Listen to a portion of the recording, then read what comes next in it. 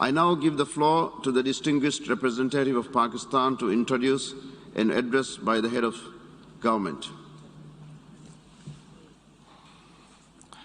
Mr. President, I have the great honor to introduce a recorded statement by His Excellency Mr. Imran Khan, the Prime Minister of the Islamic Republic of Pakistan. Bismillah ar-Rahman ar-Rahim. Iyyaka na'budu wa iyyaka nasta'in. Mr. President, I congratulate you on assuming the presidency of the 76th session. जनाब सदर, मैं आपको अक़वाम मुत्तहिदा के 76वें इजलास की सदारत संभालने पर मुबारकबाद देता हूँ।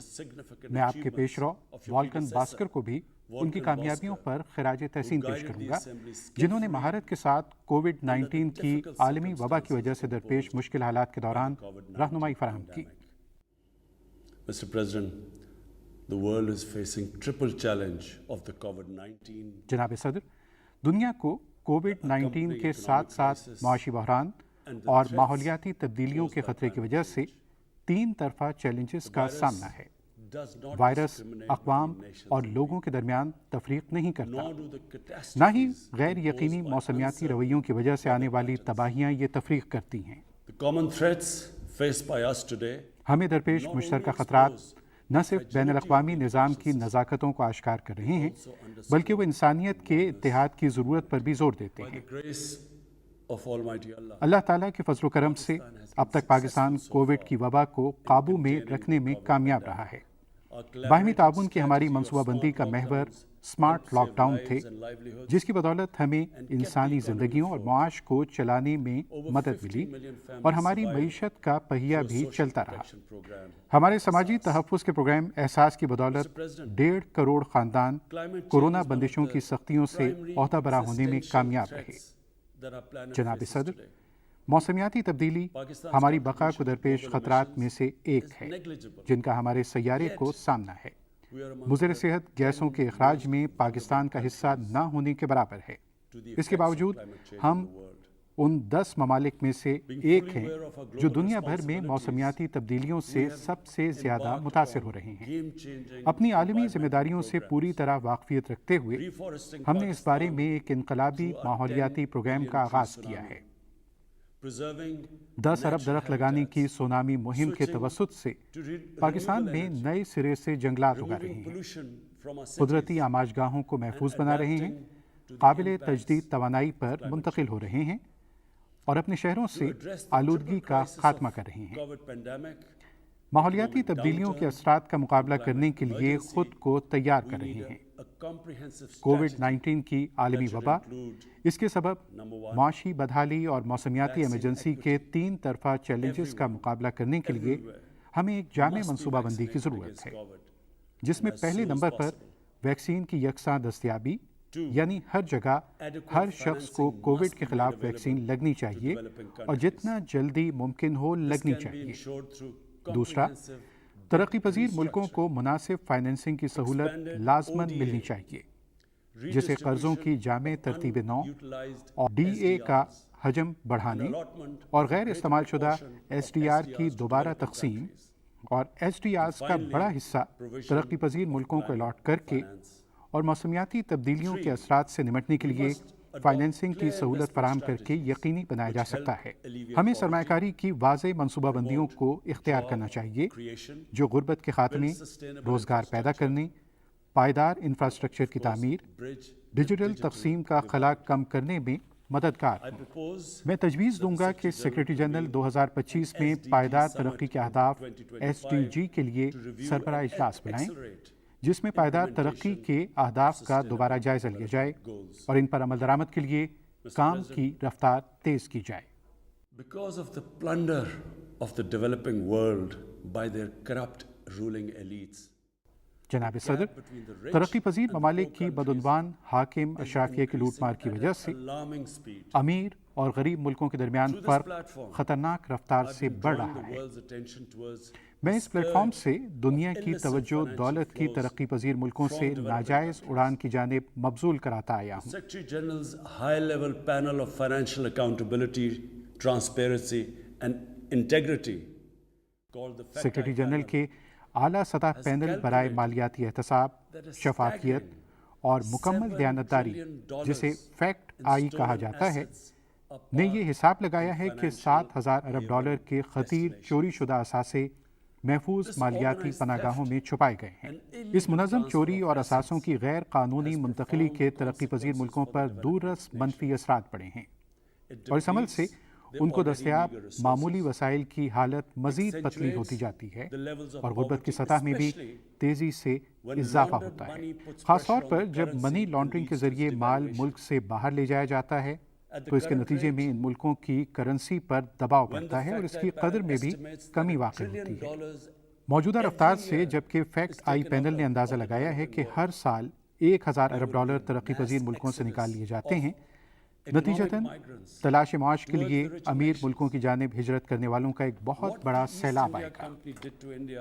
جو کچھ ایسٹ انڈیا کمپنی نے بھارت کے ساتھ کیا، وہی کچھ ترقی پذیر ملکوں کے ساتھ ان کی بدعنوان اشرافیہ کر رہی ہے۔ وہ دولت لوٹ رہے ہیں اور اسے امیر ملکوں کے دارالحکومتوں اور ٹیکس کی جنتوں میں منتقل کر رہے ہیں۔ جناب صدر، ترقی یافتہ ملکوں سے چوری شدہ اثاثوں کی واپسی غریب قوموں کے لیے ناممکن ہے۔ امیر ملکوں کے لیے نہ کوئی کشش ہے اور نہ ہی کوئی مجبوری کہ وہ یہ غیر قانونی طور پر کمائی ہوئی دولت واپس لوٹائیں۔ غیر قانونی طور پر حاصل شدہ یہ دولت ترقی پذیر ملکوں کے عوام کی ملکیت ہے۔ میں دیکھ سکتا ہوں کہ مستقبل قریب میں ایک وقت آئے گا کہ جب امیر ملکوں کو ان غریب ملکوں سے معاش کے لیے بڑی تعداد میں ہجرت کرنے والوں کو روکنے کے لیے دیواریں تعمیر کرنا پڑ جائیں گی۔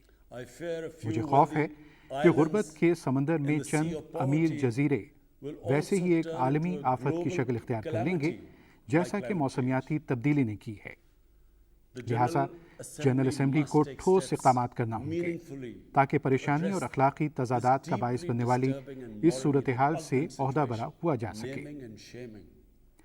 غیر قانونی دولت کے لیے موجود ان جنتوں کا نام لے کر انہیں شرمندہ کرنے کی ضرورت ہے اور ایک جامع قانونی فریم ورک تشکیل دیا جائے جس سے دولت کی غیر قانونی اڑان کو روکا جائے اور اس دولت کو واپس لوٹایا جائے۔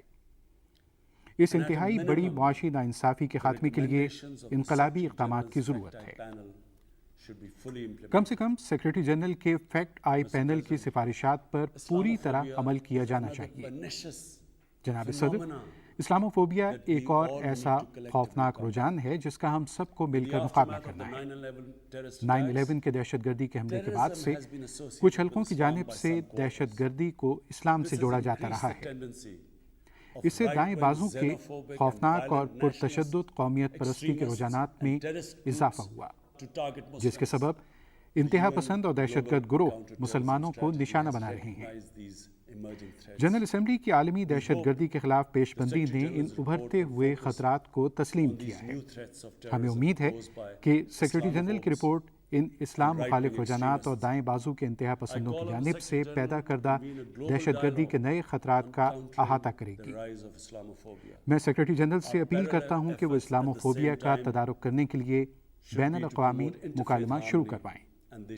ساتھ ہی ہمیں بین المذاہب ہم آہنگی کے فروغ کے لیے متوازی کوششیں جاری رکھنی چاہیے۔ جناب صدر، اس وقت اسلاموفوبیا کی سب سے خوفناک اور بھیانک شکل بھارت میں پنجے گاڑے ہوئے ہے۔ فاشسٹ RSS BJP حکومت کی جانب سے پھیلائے گئے نفرت سے بھرے ہندوتوا نظریات نے بھارت میں بسنے والے 20 کروڑ سے زائد مسلمانوں کے خلاف خوف اور تشدد کی ایک لہر جاری کر رکھی ہے۔ گو ماتا کے جیالوں نے جتھوں کی صورت میں مسلمانوں کے قتل عام کا سلسلہ جاری رکھا ہوا ہے۔ وقفے سے منظم قتل و غارت کا یہ سلسلہ جاری ہے، جیسا کہ نئی دلی میں گزشتہ برس ہوا۔ شہریت کے امتیازی قوانین جن کا مقصد بھارت کو مسلمانوں سے پاک کرنا ہے اور بھارت بھر میں مساجد کو شہید کرنے کی مہم اور اس کی اسلامی تاریخ اور ورثے کو مٹانے کی کوششیں جاری ہیں۔ نئی دلی نے ایک ایسے راستے کا انتخاب کیا ہے جسے وہ بدقسمتی سے جموں کشمیر کے قضیے کا حتمی حل قرار دیتا ہے۔ بھارت نے 5 اگست 2019 سے مسلسل یک طرفہ اور غیر قانونی اقدامات شروع کر رکھے ہیں۔ اس نے 9 لاکھ قابض فوج کے ذریعے خوف کی ایک لہر جاری کر رکھی ہے۔ اس نے سینئر سیاسی رہنماؤں کو جیلوں میں ڈال رکھا ہے، میڈیا اور انٹرنیٹ پر پابندی لگا رکھی ہے، پرامن مظاہروں کو پرتشدد کارروائیوں کے ذریعے دبایا ہوا ہے۔ 13,000 کشمیریوں کو اغوا کر کے ان میں سے سینکڑوں کو تشدد کا نشانہ بنایا گیا۔ اس نے جعلی پولیس مقابلوں میں سینکڑوں کشمیریوں کو قتل کیا اور اجتماعی سزائیں دینے کی روش اپنائی ہوئی ہے، جس میں پورے گاؤں اور مضافاتی علاقے تباہ کر دیے جاتے ہیں۔ حال ہی میں ہم نے ایک تفصیلی ڈوزیر جاری کیا ہے جس میں منظم اور بڑے پیمانے پر انسانی حقوق کی خلاف ورزیوں کی نشاندہی کی گئی ہے۔ اس جبر کے ساتھ ساتھ مقبوضہ علاقے کی آبادی کا تناسب بدلنے کی کوششیں بھی جاری ہیں۔ کوشش کی جا رہی ہے کہ اسے مسلم اکثریتی علاقے سے مسلم اقلیتی علاقے میں بدل دیا جائے۔ بھارتی کارروائیاں اقوام متحدہ کی جموں کشمیر کے بارے میں سلامتی کونسل کی قراردادوں کی صریحاً خلاف ورزی ہے۔ قراردادوں میں صاف وضاحت موجود ہے کہ اس قضیے کا حتمی فیصلہ اقوام متحدہ کی نگرانی میں کروائے گئے ایک شفاف اور آزادانہ استصواب رائے میں خطے کے عوام کو کرنا ہے۔ مقبوضہ جموں کشمیر میں بھارتی کارروائیاں بین الاقوامی قوانین برائے انسانی حقوق اور انسان دوست قوانین کی بھی خلاف ورزی ہیں، بشمول چوتھے جنیوا کنونشن کے تحت یہ جنگی جرائم اور انسانیت کے خلاف جرائم کے زمرے میں آتی ہیں۔ Very unfortunate that the world's approach to violations of human rights lack even-handedness. یہ بدقسمتی ہے کہ دنیا کا انسانی حقوق کی خلاف ورزیوں کے حوالے سے رویہ مساویانہ نہیں ہے۔ اکثر بڑی طاقتوں کو علاقائی سیاسی معاملات اور کاروباری مفادات مجبور کر دیتے ہیں کہ وہ اپنے دوست ممالک کی خلاف ورزیوں سے صرف نظر کر جاتے ہیں۔ Such double standards, and the most glaring in case of India, where this RSS-BJP regime RSS B J P کی حکومت کو انسانی حقوق کی پامالی کی کھلی چھٹی دی گئی ہے۔ The most recent example of Indian barbarity بھارتی بربریت کی تازہ ترین مثال عظیم کشمیری رہنما سید علی گیلانی ہیں، جن کی میت کو ان کے خاندان سے زبردستی چھین لیا گیا۔ denying him a proper Islamic funeral انہیں and ان burial کی خواہش کے in مطابق accordance اسلامی with طریقہ wishes کار کے مطابق and تدفین Muslim کے tradition, حق سے بھی devoid of any محروم legal or رکھا گیا۔ moral sanction. یہ کارروائی جس کا کوئی اخلاقی یا قانونی basic جواز norms of نہ human تھا، decency. بنیادی انسانی I call حقوق on کی شائستگی کے this خلاف General ہے۔ Assembly to demand میں جنرل that اسمبلی Sayyid سے Gilani's کہتا ہوں mortal کہ وہ remains Syed be Ali allowed Shah Gilani to کی be buried باقیات کی in the باقاعدہ cemetery of martyrs اسلامی روایات کے with the مطابق appropriate شہداء کے Islamic قبرستان میں rites. تدفین کا Mr. President, مطالبہ کرے۔ Pakistan desires peace with India as with all جناب its صدر، neighbors. پاکستان اپنے دیگر ہمسایوں کی طرح بھارت کے ساتھ بھی امن کا خواہش مند ہے، Resolution of the لیکن جنوبی ایشیا میں پائیدار امن کا دار و مدار جموں کشمیر کے مسئلے کا اقوام متحدہ کی سلامتی کونسل کی متعلقہ قراردادوں اور جموں کشمیر کے عوام کی خواہشات کے مطابق حل ہونے میں ہے۔ ceasefire understanding along the line of control. گزشتہ فروری میں ہم نے کنٹرول لائن پر جنگ بندی کے 2003 کے معاہدے کا اعادہ کیا۔ Sadly, the BJP امید یہ تھی government has کہ اس سے intensified دلی repression میں حکمت عملی پر دوبارہ غور و and خوض ہوگا، continues to vitiate لیکن افسوس سے کہنا the پڑتا ہے کہ بی environment جے پی کی حکومت by نے these کشمیر میں مظالم کی انتہا کر دی۔ barbaric acts. وہ اس بربریت سے ماحول Onus کو remains on بگاڑنے India to کی create a کوششوں میں conducive مصروف ہے۔ environment for meaningful اب یہ and بھارت کی ذمہ داری ہے کہ وہ engagement پاکستان کے with ساتھ Pakistan. بامقصد اور for that, نتیجہ خیز مذاکرات کے لیے must do سازگار number ماحول one, بنائے، اور اس کے لیے reverse بھارت its کو unilateral لازماً and یہ illegal اقدامات کرنے measures کی ضرورت instituted ہے۔ نمبر since 1، 5th August 5 اگست 2019. 2019 سے کیے گئے Secondly, یک طرفہ اور غیر stop قانونی its اقدامات کو oppression منسوخ and کرے۔ human rights number 2، violations Kashmir کے against عوام the کے خلاف people of ظلم و Kashmir. جبر اور انسانی And حقوق three, کی خلاف ورزیاں روکے۔ halt and number 3، reverse the مقبوضہ علاقے demographic میں changes آبادی کے in تناسب the میں کی جانے occupied والی territory. تبدیلیوں کو It is روکے also اور essential to منسوخ prevent کرے۔ یہ بھی another ضروری ہے کہ conflict پاکستان اور between بھارت کے Pakistan and درمیان India. ایک اور جنگ کو روکا India's جائے۔ military build-up, development of Bharat کی فوجی advanced تیاری، nuclear weapons, جدید جوہری ہتھیاروں کی تیاری acquisition of اور عدم استحکام پیدا کرنے والی destabilizing روایتی conventional صلاحیتوں کا حصول can دونوں erode ملکوں کے درمیان mutual موجود deterrence ڈیٹرنس کو between بے معنی the کر two سکتا ہے۔ countries. And now, Mr. President, I want to talk about Afghanistan. जनाब सदर, अब मैं अफगानिस्तान के बारे में बात करना चाहता हूँ। किसी वजह से अफगानिस्तान की मौजूदा सूरत हाल यानी वहाँ होने वाली तब्दीली के हवाले से अमेरिका और यूरोप में बाज़ सियासतदान पाकिस्तान पर इल्ज़ाम तराशी करते रहे हैं। इस प्लेटफॉर्म से मैं चाहता हूँ कि सब जान लें कि जिस मुल्क ने अफगानिस्तान के अलावा सबसे ज़्यादा नुकसान उठाया है वो पाकिस्तान है। जब हम 9/11 के बाद दहशतगर्दी के खिलाफ अमेरिका की जंग में शामिल हुए थे, 80,000 पाकिस्तानी मारे गए और हमारी मईशत को 150 अरब डॉलर का नुकसान हुआ। पाकिस्तान में 35 लाख अफराद बेघर हुए।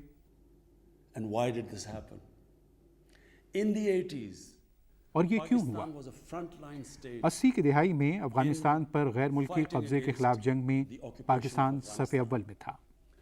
Pakistan and the United States trained mujahideen groups to fight for the liberation of Afghanistan. Pakistan और अमेरिका ने अफगानिस्तान की आज़ादी के लिए मुजाहिदीन को तरबियत दी। दुनिया भर से मुजाहिदीन ग्रुपों, अफगान मुजाहिदीन और अल-कायदा को हीरो समझा जाता था। President Ronald Reagan invited them to White House in 1983. अमेरिकी सदर रोनाल्ड रेगन ने 1983 में उनको व्हाइट हाउस में दावत दी। एक न्यूज़ रिपोर्ट के मुताबिक उन्होंने इनका मवाजना अमेरिका के बानियों के साथ किया था। वो हीरो थे। 1989 में सोवियत यूनियन अफगानिस्तान से चला गया और इसी तरह अमेरिकी भी अफगानिस्तान को छोड़ गए। पाकिस्तान को 50 लाख अफगान पनाह गुज़ीनों के साथ तन्हा छोड़ दिया गया। हमारे यहाँ मजहबी फ़िरका परस्ती फैलाने वाले अस्करी ग्रुप्स आ गए जिनका पहले कोई वजूद न था। बदतरीन सूरत हाल उस वक्त पैदा हुई जब 1 साल बाद अमेरिका ने पाकिस्तान पर पाबंदियां आयद कर दी। हमें लगा कि हम इस्तेमाल हुए हैं।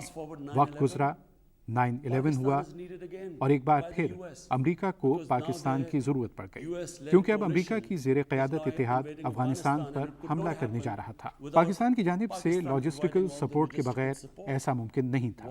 इसके बाद क्या हुआ? वही मुजाहिदीन जिनको हमने गैर मुल्की कब्जे के खिलाफ जंग के लिए तैयार किया था कि गैर मुल्की कब्जे के खिलाफ जंग एक मुक़द्दस फरीज़ा है, एक मुक़द्दस जंग और जिहाद है, वो हमारे ही मुखालिफ हो गए। हमें शरीके कार गर्दाना किया और उन्होंने हमारे खिलाफ जिहाद का ऐलान कर दिया। फिर अफगानिस्तान के साथ मुल्हिका सरहद के कबायली इलाके में जो पाकिस्तान का जुज़वी तौर पर खुद मुख्तार इलाका था और जहां हमारी आज़ादी के वक्त से कोई फ़ौज तैनात नहीं की गई थी, उनकी अफगान तालिबान के साथ बहुत ज़्यादा हमदर्दी थी।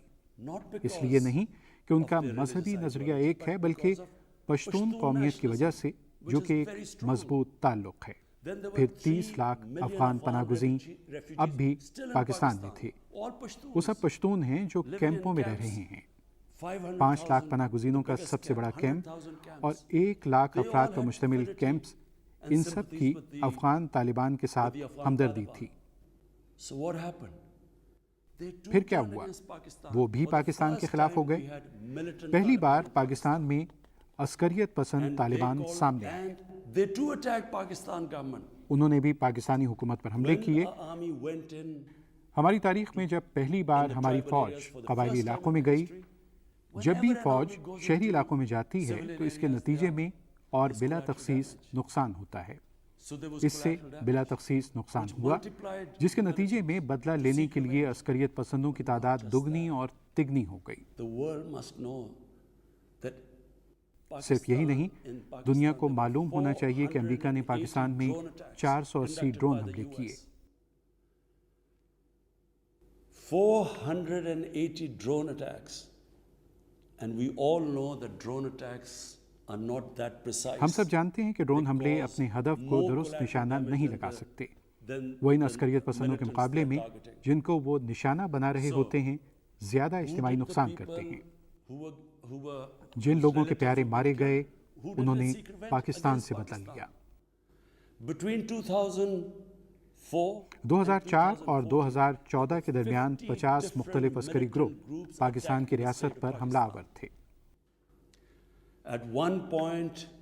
एक वक्त था जब मेरे जैसे लोग परेशान थे कि क्या हम इस सूरत हाल का कामयाबी से मुकाबला कर पाएंगे। पाकिस्तान में हर तरफ बम धमाके हो रहे थे। हमारा दारुल हुकूमत एक किले की मानिंद दिखाई देता था। अगर हमारी फौज ना होती, जो कि दुनिया की इंतहाई मुनज़्ज़म अफवाज में से एक है, और हमारी इंटेलिजेंस एजेंसी भी दुनिया की बेहतरीन इंटेलिजेंस एजेंसियों में से एक है, अगर ये ना होती तो मेरा ख्याल है कि पाकिस्तान नीचे चला जाता। जब हम इस तरह की बातें सुनते हैं, जब अमेरिका अफगान तर्जुमानों और उन लोगों के बारे में जिन्होंने उसकी मदद की परेशानी जाहिर की जाती है, तो हमारे बारे में क्या ख्याल है? हमने जो इस कदर मुश्किलात का सामना किया, इसकी वाहिद वजह यह है कि हम अफगानिस्तान के खिलाफ जंग में अमरीकी इत्तेहाद के साथ थे, जहां अफगान सरजमीन से पाकिस्तान पर हमले किए जा रहे थे। हमारे लिए कम अज़ कम तारीफ का एक लफ्ज़ ही कहा जाता, लेकिन सराहने के बजाय तसव्वुर करें हमें कैसा महसूस होता है जब हम पर अफगानिस्तान के वाक़यात के हवाले से इल्ज़ाम तराशी की जाती है। 2006 के बाद ये बात हर किसी के लिए वाज़ेह थी जो अफगानिस्तान को समझता है, जो अफगानिस्तान की तारीख से बाखबर है, कि अफगानिस्तान के मसले का कोई फ़ौजी हल नहीं होगा। मैं अमेरिका गया, मैंने थिंक टैंक्स के साथ बात की। मैंने उस वक्त senator Biden, senator John Kerry और सेनेटर हैरी रीड से मुलाकात की। मैंने उन्हें यह समझाने की कोशिश की कि इस मसले का कोई फौजी हल नहीं है और सियासी हल ही आगे बढ़ने का रास्ता है। उस वक्त किसी ने ये बात न समझी और बदकिस्मती से फौजी हल तलाश करने में अमेरिका ने गलती की।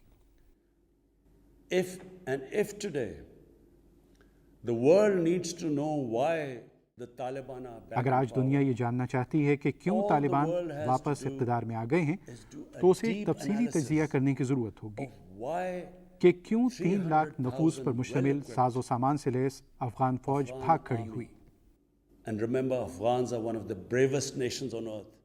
और याद रखें कि अफगान कौम दुनिया की बहादुर तरीन कौमों में से एक है और उसने मुकाबला नहीं किया। जिस लम्हे इसका तफसीली तज्ज़िया किया जाएगा तो दुनिया को मालूम हो जाएगा कि तालिबान इक़्तिदार में वापस क्यों आए हैं, और ये पाकिस्तान की वजह से नहीं है।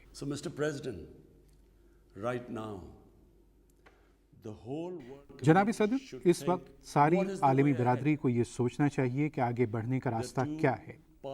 हमारे पास 2 रास्ते हैं।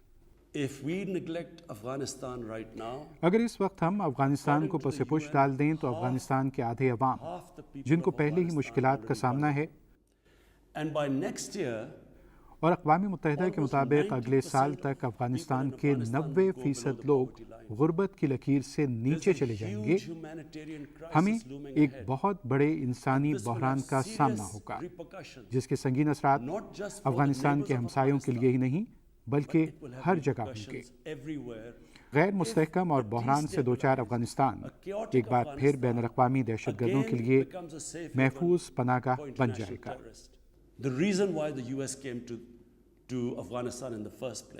पहली बात यह है कि अमेरिका अफगानिस्तान में क्यों आया था। इसलिए आगे जाने का एक ही रास्ता है कि हम अफगान अवाम की खातिर लाजमी तौर पर मौजूदा हुकूमत को मुस्तहकम करें। तालिबान ने क्या वादा किया था? वो इंसानी हुकूक का एहतराम करेंगे, वो एक मखलूत हुकूमत बनाएंगे, वो अपनी सरजमीन को दहशत गर्दों को इस्तेमाल करने नहीं देंगे, और उन्होंने मुआफ़ी का ऐलान किया।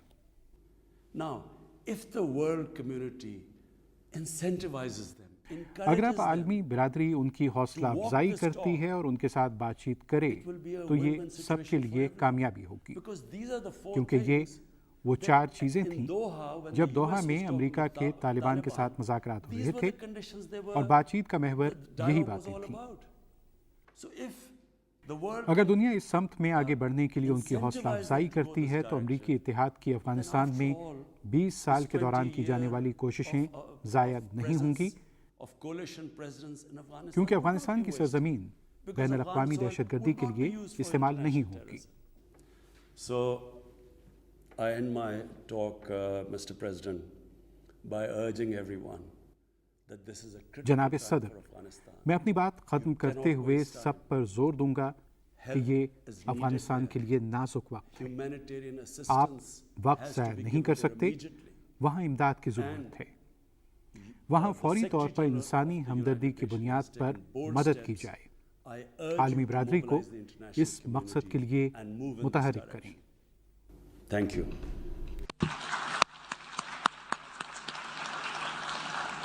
On behalf of the General Assembly, I wish to thank the Prime Minister of the Islamic Republic of Pakistan for the statement just made.